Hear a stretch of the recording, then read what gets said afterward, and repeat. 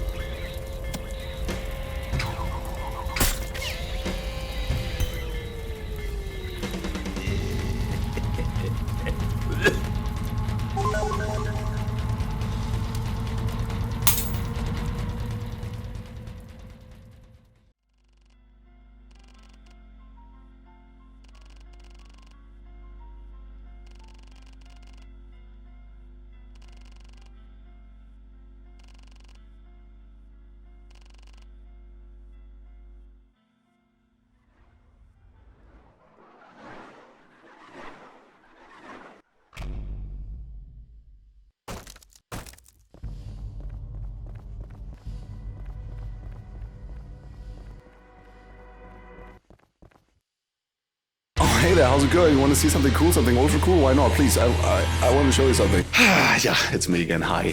So I did a thing, and I need to share, because I have a crippling need to overshare. So as you might have seen from the title, this video is about Ultracool, TM, which is a cool game, but it's about my fan art that I did for the game, because everything needs to be about me, obviously. So what is Ultracool, I might hear you ask? And, well, it's Die!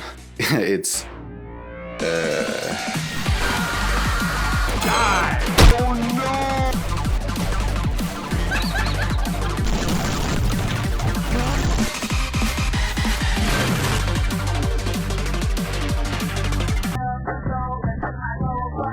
Hamster. Fuck! Well, you see, it's a lot of things, right? First and foremost, though, it's a video game. A fun video game, that is. So to break it down, really, Ultrakill is a fast-paced retro movement shooter with a lot of gory pixel exploding and a wide array of weapons and an absolute banger soundtrack and a subtle but intriguing story. I won't go too deep into it because, remember, we want to talk about this, not this. There's way more qualified people out there to give a good game review, and I'm definitely not one of them. You know, let's just say it hooked me. It's a pretty cool game, right? From its adrenaline-fueled gameplay to its absolute batshit insane community. It didn't take me that long to know that I wanted to do some fan art for it.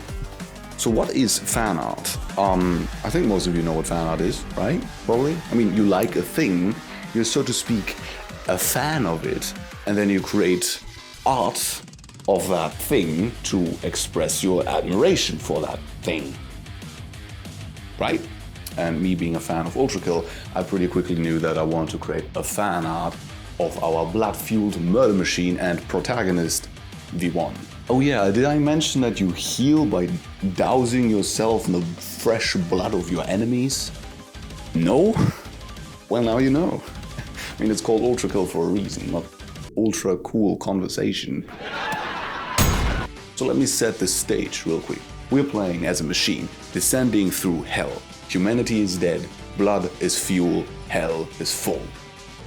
Full of blood, that is. And as a blood-fueled machine, there is a certain incentive to venture from the barren and empty earth down into hell. Now underline all that with thick atmosphere, strong music, and you have a brutal but fun experience. But I think what grabbed me the most were the sheer unfathomable unfathomable.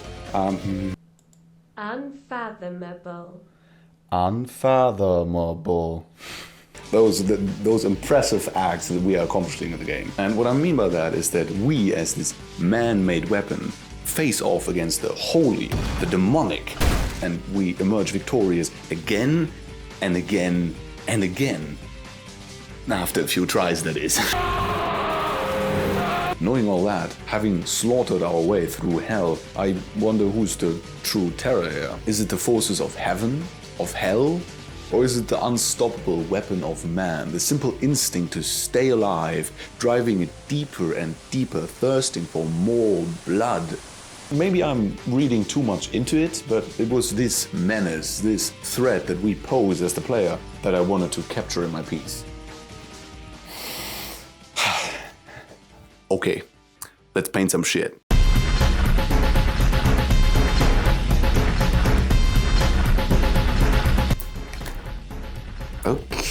Okay, let me just... Ah, jeez. Christ. So, we start with a rough sketch. The idea itself was pretty simple. We have our main character, V1, walking towards the camera, holding his pistol, a bit more, hunched forward and head lower to give this menacing walk, it's like... like this... You know what I mean. Originally, I also had planned to remove its left arm, to show some extreme battle damage, which in of itself is a nice idea. But I didn't really lean into it, and there was no reason as to why its arm was missing. Like, Philip, why is its arm missing? Because it looks cool, right? Yeah, see, and that's not really a good reason as to why, and I think it could be better than that. So I do the drawing, throw in some flat color underneath, and then just do a lot of exploration, because in this stage, I have no fucking clue yet where I'm gonna go with this. Usually I have like a rough idea or like a feeling in mind, and right now it's up to me to capture that. That entails a lot of exploration. And a lot of exploration I did. Like a fuck ton. So how about simple, no colored background, just some smoke and mainly all attention on character. Maybe add some red ambient for that evil flair. Then like a quick format change, because why is there so much space above its head? It took me longer to realize than you might think. Also, why not full color background? Explosions? Okay, how about less, but with some ambers? Yeah, let's go back to moody, and this is the point where I give it its arm back.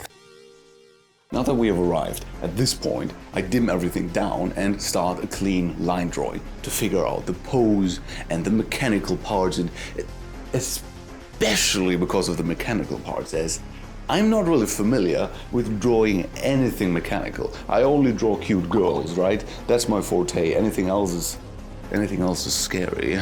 Like figuring out how the chest plate goes over the second chest plate, and how the tubes go under the chest, and how the arm and the shoulder turn and reveal more machine parts, and how the knuckles and hands ramp around the gun, and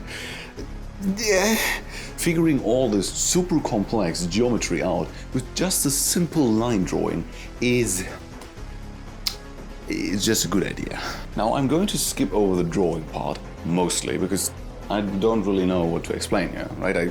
I imagine how it would look from this angle, like I imagine it as like simple form, and then I draw it. It's kind of self-explanatory, right? I mean, if you want more information, I guess you could always pay me for it, right? After the drawing is done, we take the original color composition that we did earlier, I cut it out and place it under the drawing, so we have just like a nice base to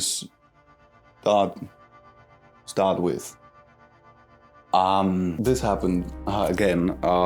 Let's be honest here. I was a bit anxious with this piece. I didn't know where it was going. It felt like shit, and I didn't really want to record a lot of it. I want to figure out most of it off screen, which I did. But now there's like, about like 2 days of footage missing, which whoops. Anyway, this is the final look and feel of the piece, right? So we're gonna stay with this, and from here on out, it's going to be a lot of rendering and like millions and billions of like smaller micro decisions, which I won't go into again, because the last video was 1.5 hours long, and this one isn't going to be that, right? I want to keep it shorter, and yeah.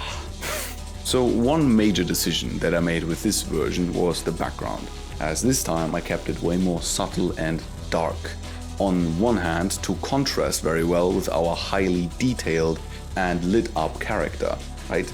Because if you take a look at the chest and head area, you can see it being surrounded by dark just creates this crispy, nice contrast, lifting our character off the background. And on the other hand, keeping everything a bit more dim also made the mood very gloomy and dark and more like evil and shit. Regarding the frame around our character, that was mainly an inspiration that I took from the album cover for Tenebre Rosso Sangue. I hope I pronounced that correctly. The song though, mamma mia, that one fucking slapped.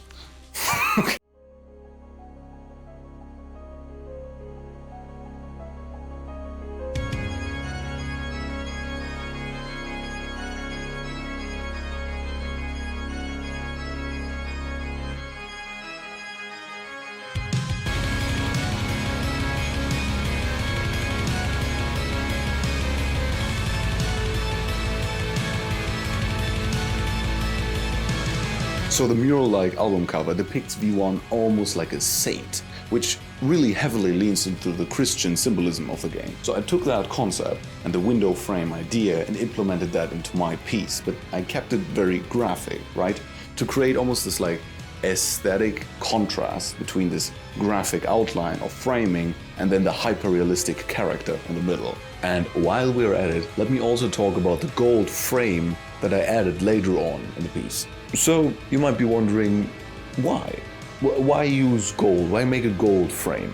Well, so in olden illustrations, you know, like these ye olden biblical paintings, gold a lot of times get used to depict the divine, the divinity, right? That's why halos a lot of times are painted in gold. But in this case, we have our gold frame and our machine, V1, stepping beyond that, stepping over the gold, over the divine, so to speak, which thematically makes sense, right? So it's not just a nice accent of color and, you know, something to spice up the flavor of the piece, but also in theory makes sense. With that in mind, I could have just, you know, created a plain, simple, nice gold frame, right? Color, some texture, done. But why not add some more storytelling to the piece and some nice detail for the viewer to explore? So what do I want to depict here? What do I want to use the gold frame for?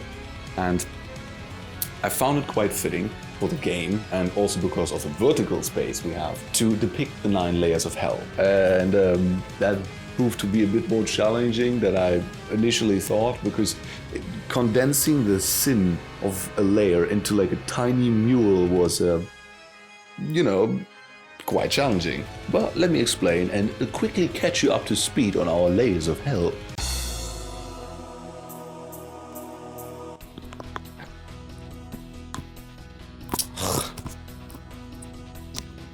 Also, let me take these fucking things off. They are so sweaty. Jesus Christ. Oh. All right. First layer. Yeah, I know, actually. Let's start at the gates. Abandon all hope, ye who enter here. So I added that as our base for the frame, which, no, you didn't just have a stroke. This is not English. This is German. Why? Well, I mean, because, you know, because I'm fucking German, that's why. So for me, German was always a very fitting language for these ancient stories or these mythological tales. Probably because I grew up reading a lot of fairy tales in German, you know, and also shit like this, which I don't know if you know this one, but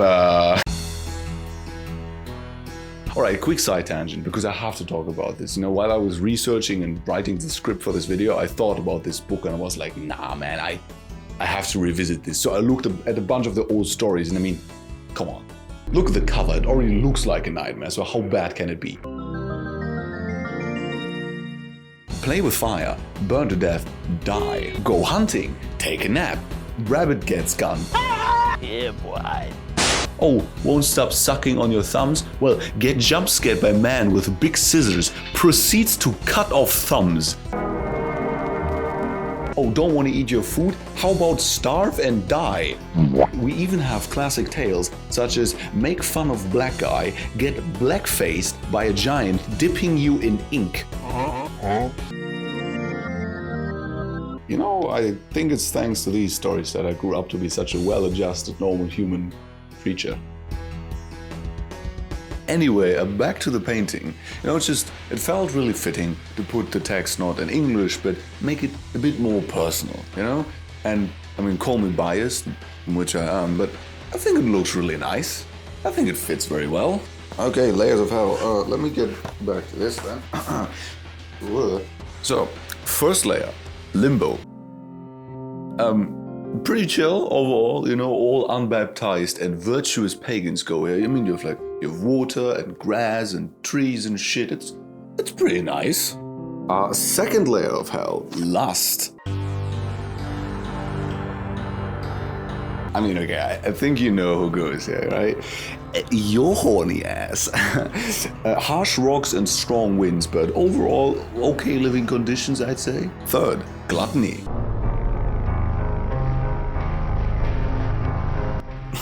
I think you know who goes here. Your fat ass.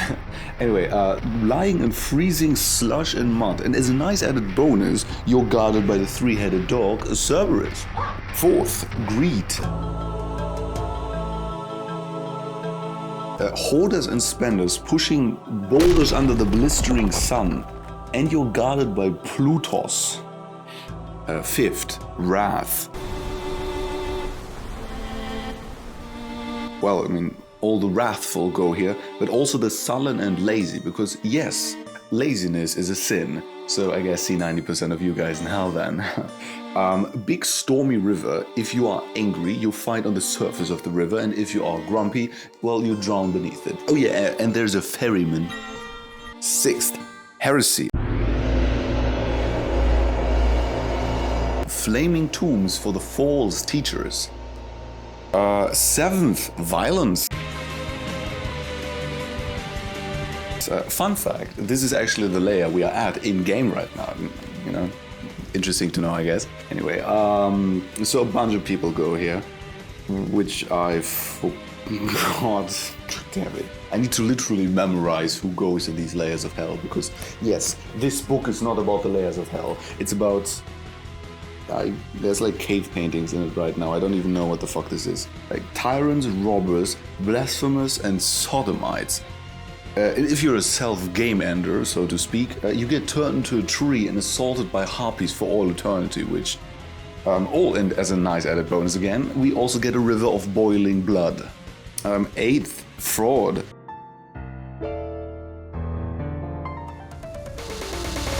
Again, even more people go here.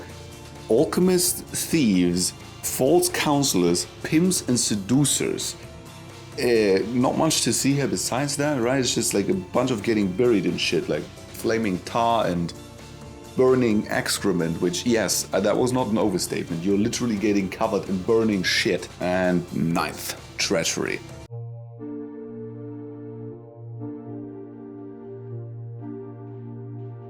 All the betrayal of kin go down here and are frozen up to their necks in a solid layer of ice.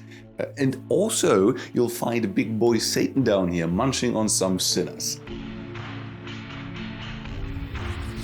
There you go, that's it. That's all you need to know about the 9 layers of hell.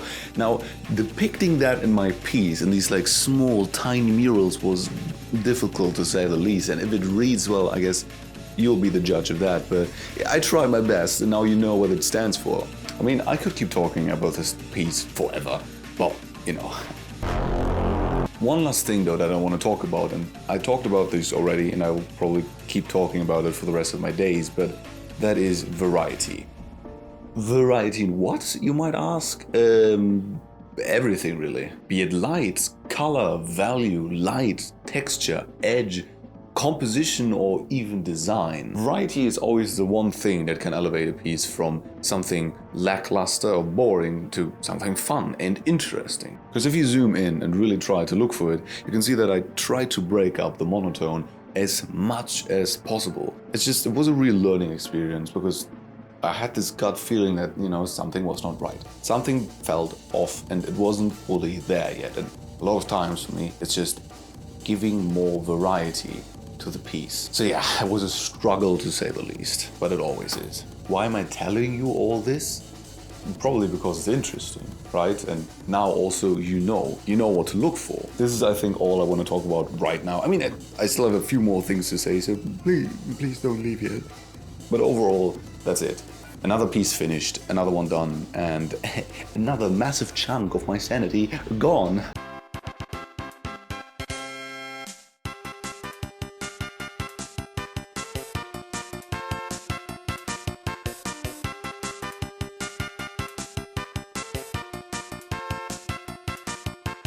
Anyway, I hope you had fun. I hope you enjoyed this. I hope this was insightful, but also fun, right? Because I'm desperately trying over here to make this interesting, but also entertaining, right? And striking that balance is, please let me know if I lost you at some point or if it was, I don't know, fucking boring, I guess. Okay, one last thing. After that, I'm gone, I swear, right? But about a month ago, when I finished the piece, I also posted it on Twitter, right? And the official Ultracool channel reposted it. So thank you very much for that, first of all. And a lot of really nice people gave a lot of very sweet, comments, and it made me very happy, first of all. And a lot of others also asked me if I could sell this as a print, because they want this as a print, which, hey, thank you and all that. I mean, if you want to give me money and stuff and support me financially, and who am I to judge, right? Maybe in the future, buy it. In the future, I'm going to set up a print shop, and then you can. Okay, the print shop actually is already up. So if you want to, if you would like to, I'm not going to pressure anybody. Yes, so the print shop is up, and you can support me financially, please. Anyway, that's it now. Really, seriously, I'm done. I'm gone. Bye. Yeah.